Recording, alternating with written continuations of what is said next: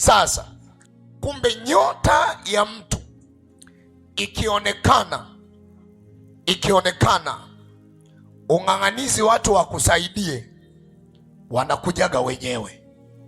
Unaweza ukawa umezaliwa una kitu kimoja kikubwa ndani, lakini kwenye ulimwengu wa roho wakakuzuia, au kwenye ulimwengu wa roho wakazuia milango yako ya baraka, au wakawazuia watu muhimu ambao ukikutana nao ili uinuke wakazuiliwa, wakawekewa vizuizi.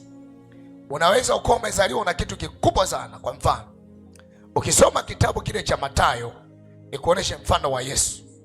Mathayo ile sura ya 2 mstari wa kwanza. Mathayo ile sura ya 2 mstari wa kwanza. Imeandikwa. Yesu alipozaliwa katika Bethlehemu ya Uyahudi. Yesu alipozaliwa katika Bethlehemu ya Uyahudi. Zamani za mfalme Herode. Zamani za mfalme Herode. Tazama majusi wa mashariki. Walifika Yerusalemu wakisema, yuko wapi yeye aliyezaliwa? Tazama mamajusi walikuwa ni watu wenye uwezo wa kusoma nyota. Wakasema, yuko wapi aliyezaliwa mfalme wa Wayahudi? Kwa maana tuliona nyota yake mashariki. Kwa maana huyo mfalme aliyezaliwa wa Wayahudi tumeiona nyota yake mashariki. Nasi tumekuja kumsujudia. Sisi tumetoka huko mashariki, tumekuja kwa ajili ya kumsujudia. Basi mfalme Herode aliposikia hayo alifadhaika, na Yerusalemu pia pamoja naye. Kufadhaika, alipata mshangao pamoja na Yerusalemu. Kumbe ina maana kwenye huu mji wangu mimi ni mfalme, kumbe kuna mbadala wangu. Akafadhaika, akakusanya wakuu. Fadhaiko la mfalme Herode alikuwa fadhaiko la furaha, lilikuwa la chuki. Kapata mshangao wake sio mzuri. Kuna mtu ambaye anaweza akashangaa akasema, ongera, anafurahia mafanikio. Kuna mwingine anasema ndo amezaliwa, alafu ndani ya moyo akawa ananuia mabaya. Sasa huyu mfalme Herode ndani ya moyo akawa amenuia mabaya. Wanamwambia, yuko wapi yeye aliyezaliwa mfalme wa Wayahudi? Mmejueje? Kwa maana tumeiona nyota yake mashariki, nasi tumekuja kumsujudia. Hii inatufundisha kitu. Kumbe nyota ya mtu ikionekana ung'ang'anizi watu wakusaidie, wanakujaga wenyewe. Kama nyota imefungwa au imefunikwa, utapambana.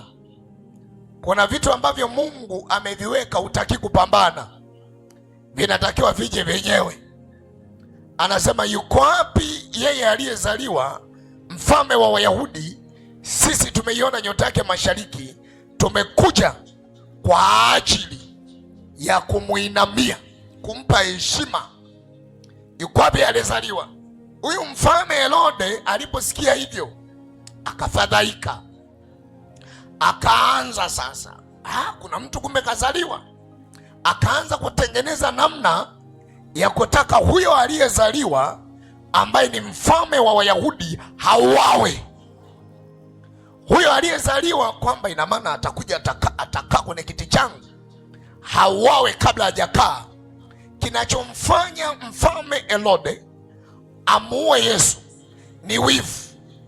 Kinachowafanya watu wengi walogwe ni wivu. Kuna mtu tu anaona, kwa nini azae yeye? Kwa nini aolewe yeye? Kwa nini afanikiwe yeye? Kwa nini awe na duka yeye?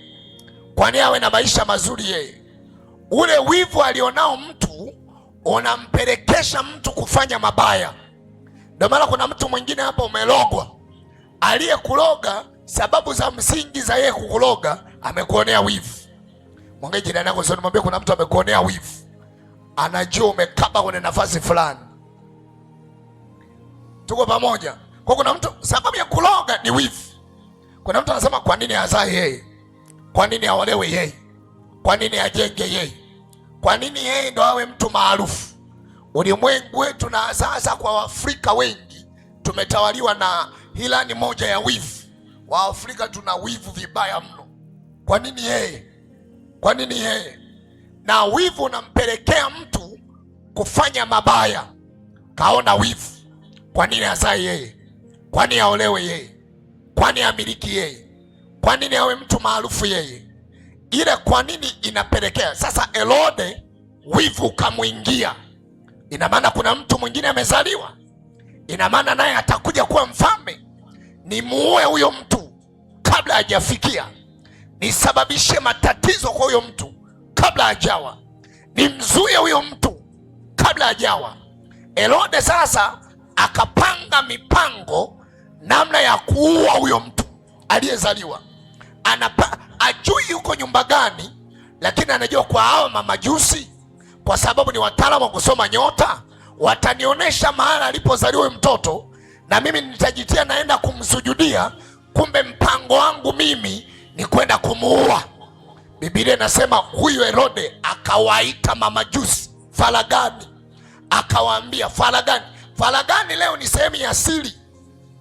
Akawaita faragani, akawaambia naombeni mniambie, tangu siku mnaiona nyota imepita muda gani? Je, ni mwaka?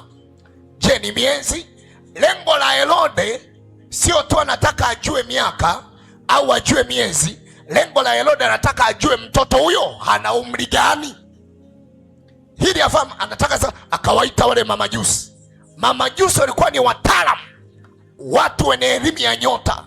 Wanaweza wakajua huyu ana nyota ya fedha, huyu ana nyota ya kibali, huyu ana nyota ya kupendwa, huyu ana nyota ya uongozi, huyu ana nyota fulani, wakajua. Sasa walipokuwa wanasoma zile nyota, waliona kwenye ulimwengu wa roho wa kichawi, ulimwengu wa roho usioonekana kwa macho ya damu na nyama, wakaiona nyota. Wakajua nyota hii inaonesha aliyezaliwa ni mtawala, ni mfalme wa Wayahudi. Sasa wakajua nafasi ya huyo aliyezaliwa. Hii inatufundisha kitu kwamba kila anayezaliwa anazaliwa na kitu. Mimi nilipozaliwa nilizaliwa na kitu. Wewe ulipozaliwa ulizaliwa na kitu.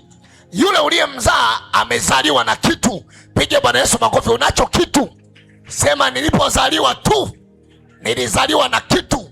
Sema hakuna yoyote ambaye hana kitu.